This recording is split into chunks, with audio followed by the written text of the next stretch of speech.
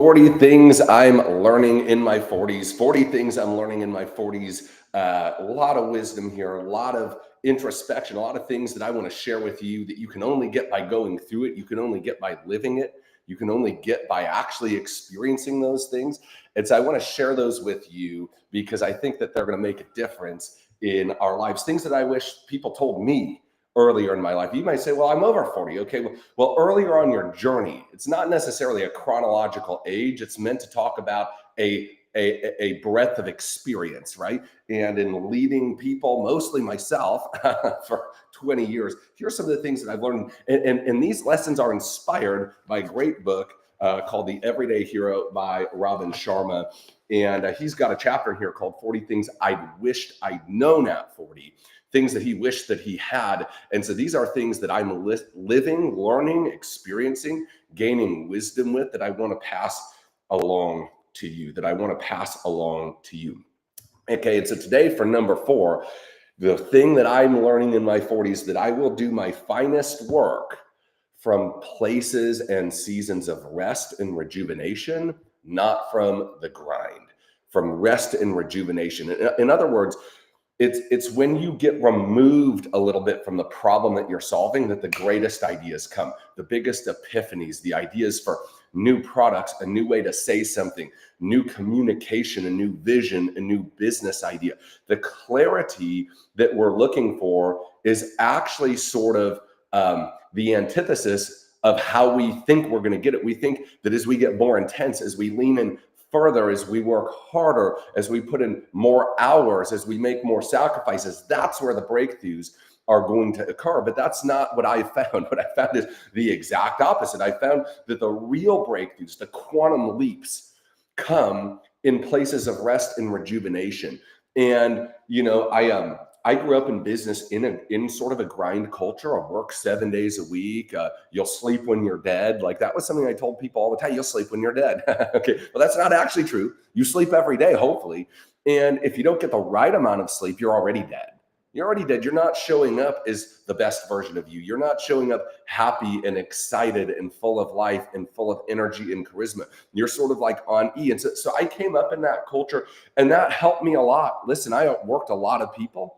And that gave me a big advantage over most of the competition. So I'm not going to poo-poo that. I think that if you want to go somewhere quickly, right, I teach a concept, okay, about getting results. And it's a formula about results. It's A times P times T equals R.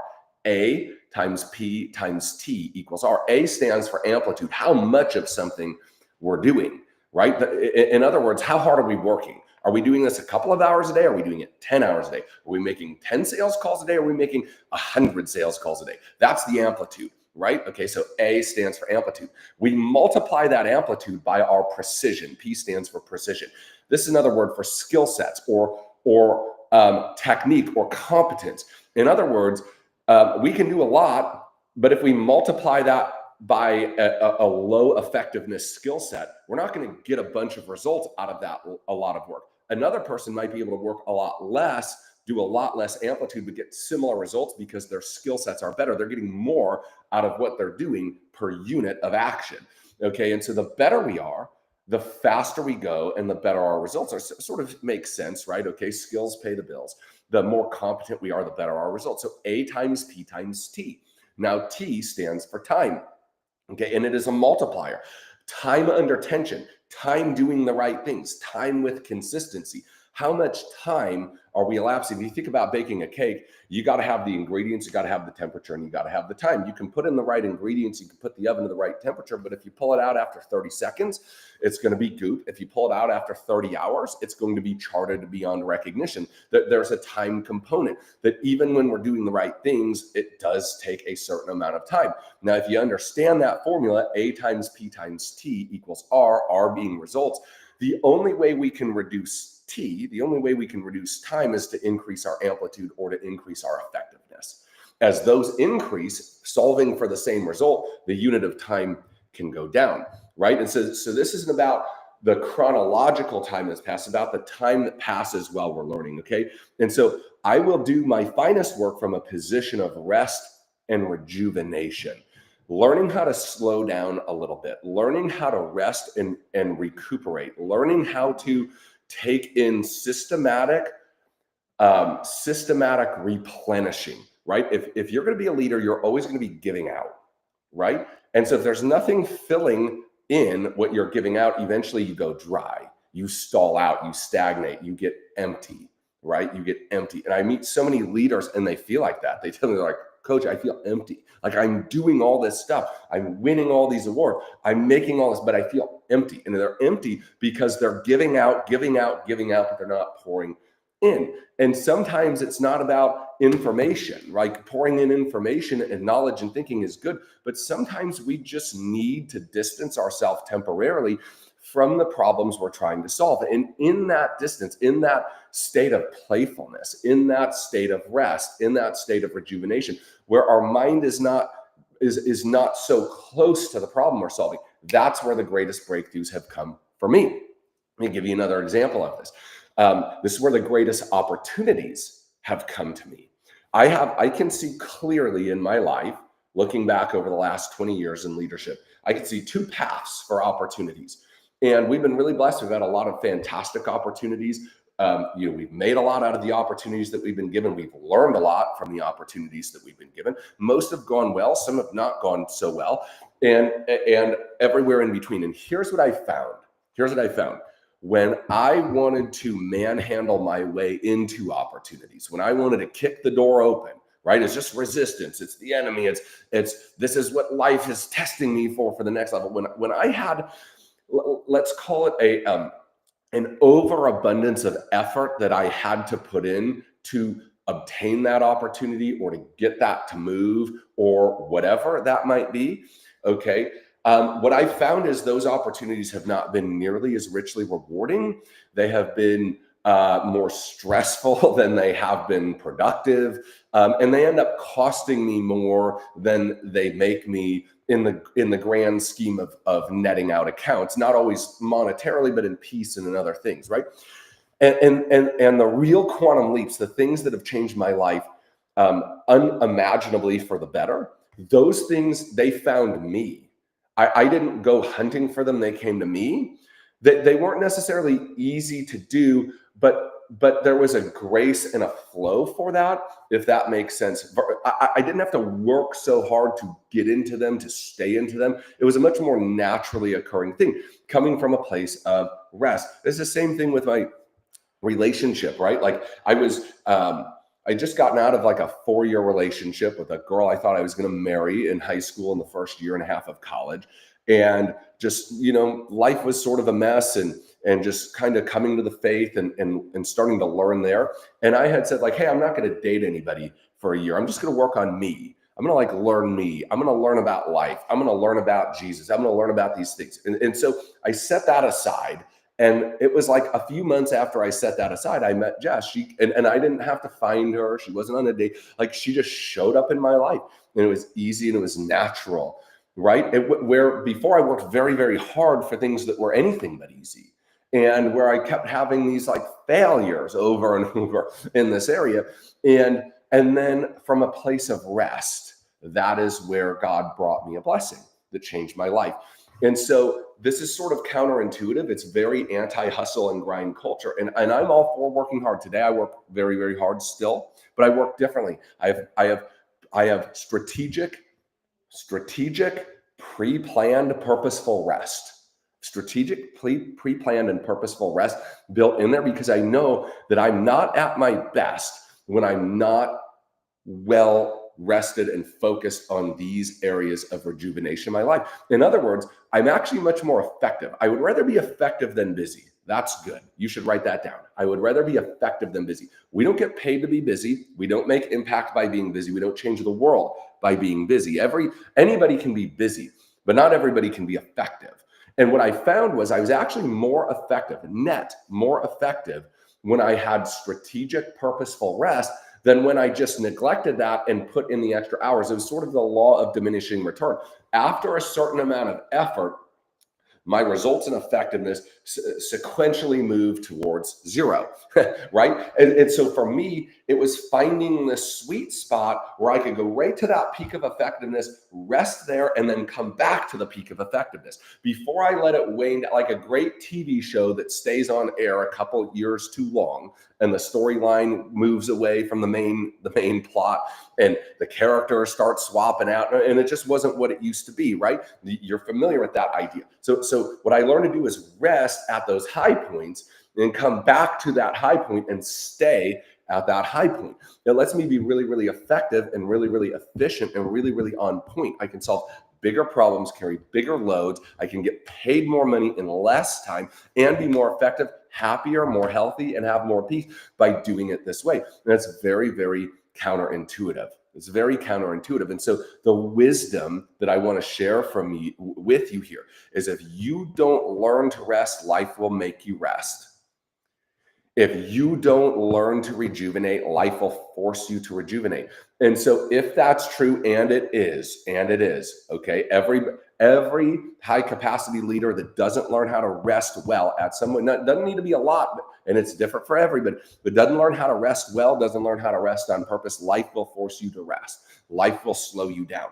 And I don't want life choosing that for me. I'd rather choose it for me. I'd rather choose rest at a high point than be forced into rest at a breaking point, right? And so for those of you watching this today that are like chronic overworkers, you can't sit still. You feel like you can't not be productive. That's me. Like it was really hard for me to even take a few hours off. I felt like, man, I'm not using my time to be productive. I could be reading. I could be listening to a podcast. I could be writing something. I could be talking to somebody. I could be making calls. I could be creating content.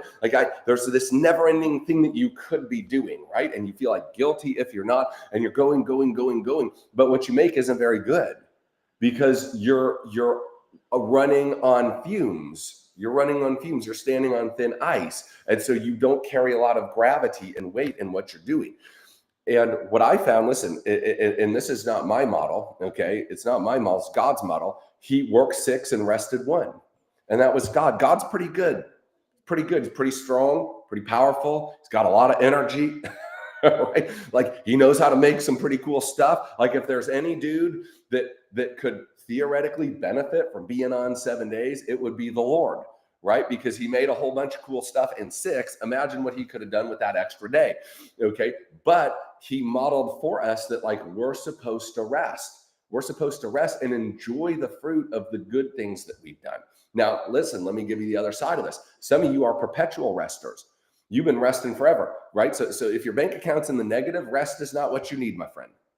Skills and discipline is what you need, right? Okay. If your health is really, really off point, okay, rest is not what you need.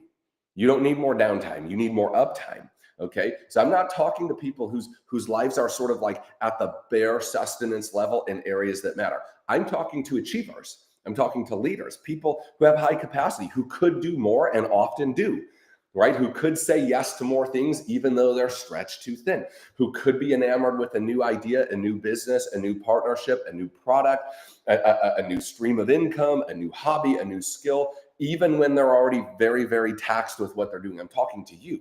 I'm saying you'll actually be more productive, more effective, more efficient, more happy, and have more peace when you learn to do it from a place of rest. That's the secret power. It's a cheat code. To learn to work from that place of rest. My very best ideas, and my very best opportunities have come to me when I'm not actively looking for them, but when I'm in a place of refreshment, relaxing, rejuvenating, right? Okay, and so we've got it. What do I do with this, coach? Okay, how do I take this advice and be practical with it? Schedule it in. If it's not in your schedule, it doesn't happen.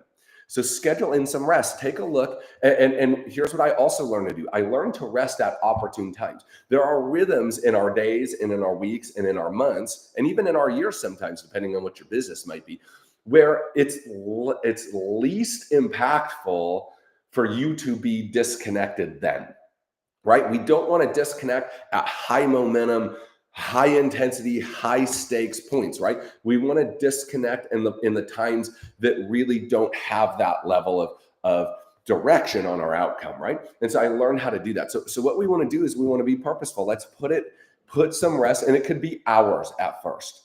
It could be hours, right? And it might be taking a nap.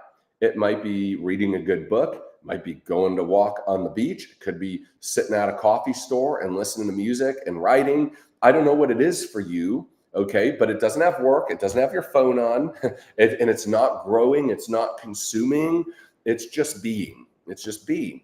And when you can be in that place of silence and stillness and being, and you can just enjoy the fruit of what you've worked for, right? Like one of the things I love being outside, and I just love the blue skies and the palm trees and the warmth, right? Where I'm from, it's still freezing cold up north, right? It's like 85 today. And so like, I just enjoy I enjoy smelling the salt air. I enjoy watching the birds. You say, Ian, this sounds like, new agey, whatever stuff. No, it's not. It's just learning to be grateful and present where you are. The world is an amazing place, filled with amazing people, if we're willing to learn to slow down enough to not rush past it in the pursuit of our destination, wherever that might be, right? And understanding that maybe we're already living part of our destination right now. Maybe we're already there. Maybe today is the only day you have. Yesterday's gone, tomorrow's not here. Today, right now, right here is what you have.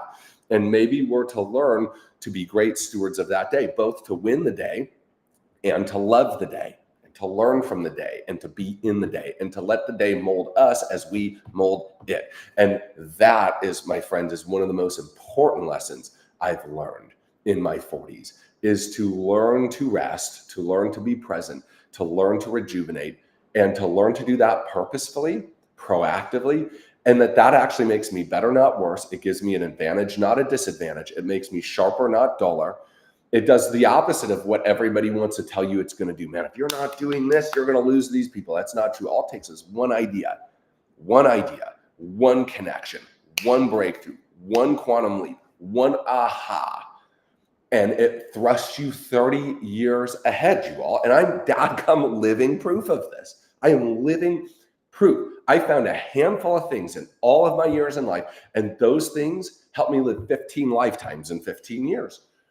Absolutely life-changing, game-changing, and none of them came from me kicking down the door, grinding harder, pushing myself to exhaustion. None of those things came from that. I have those things, but none of them in hindsight were the things that moved the needle. Those were the things that, looking back, I said, well, I could have done without that, or I'd have done that differently, or that didn't turn out in the way that I thought it was going to turn out. And the stuff that did really, really well is the stuff that came to me. I didn't have to work to find it. It came to me. It came to me in seasons of being okay with where I was, with who I was, and just mature and ready for something, ready and waiting for that thing to come, versus hunting and hustling and needing that next thing to come, trying to validate here's the truth, right?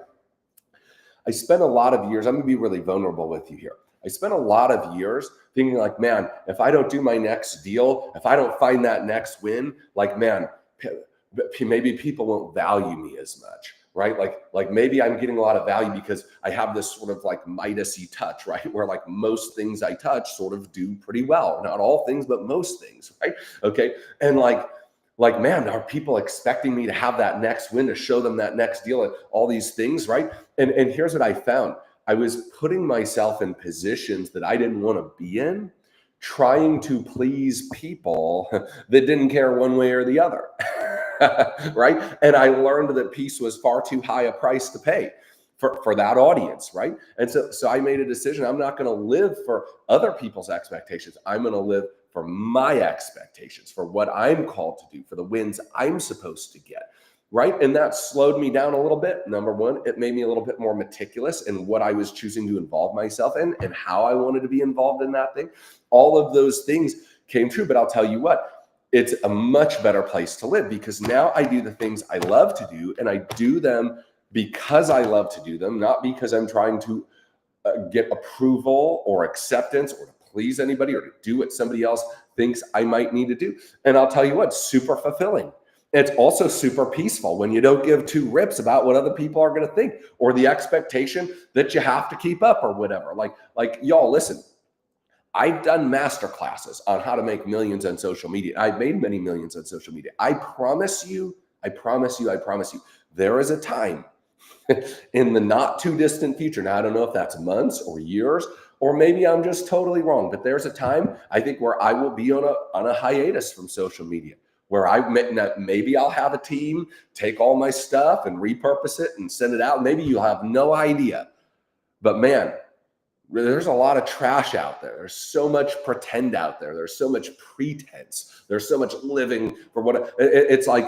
You gotta, when Facebook and Instagram send you like the tutorials, like here's what the people want now, and listen, I get that, right? Like in business, we don't make what we want, we make what the consumer wants, right? Like I get that. That's amazing. That's also a really bad way to live your life if you are the business, right? If you don't get to be an employee and disconnect from that, and your whole life, everything you do, I see these poor people, they're out to dinner and the camera eats first and all this stuff, and man, they're getting out of their car and everything is this moment, and it's like you're living in the Truman Show, where everybody's just watching your curated moments, but it's not reality. And like the man on the Truman, like Jim Carrey on the Truman Show, right? That's like a super unfulfilling way to live, right? And to thine own self be true, and to your calling be true. I don't think to yourself only, to yourself, to who you are.